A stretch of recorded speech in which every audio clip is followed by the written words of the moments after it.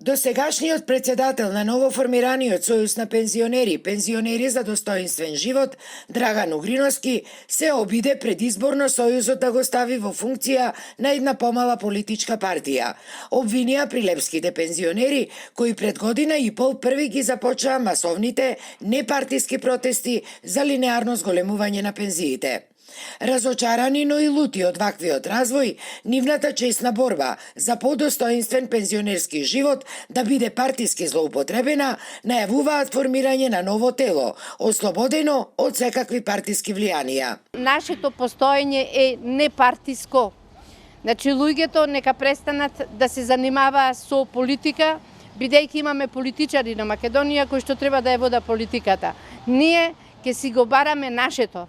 Значи, на 11 мислам дека ќе биде, ако е слободна салата, годишното собрание конституивно, каде што ќе се конституираме како тело, ќе ги оформиме сите органи на тоа тело и ќе делуваме како така. Од друга страна, пензионерите велат дека се крајно навредени и понижени и од последното мартовско порамнување на пензиите од само мизерни 5%.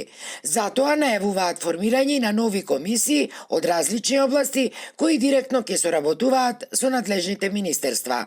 И ова 5% што се дрзнаа да ни го дадат сега со мартовското порамнување со просечната плата и најниската плата, значи е голем удар за пензионерот, навреда, значи себичност и деградирање на цела категорија пензионери.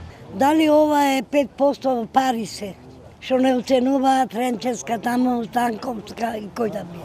Она што прави неубој. Ние сме македонски народ, македонски пензионери сме. Најдоа на нас да удира и да не мача. На стари години да одиме по патиштата и да бараме.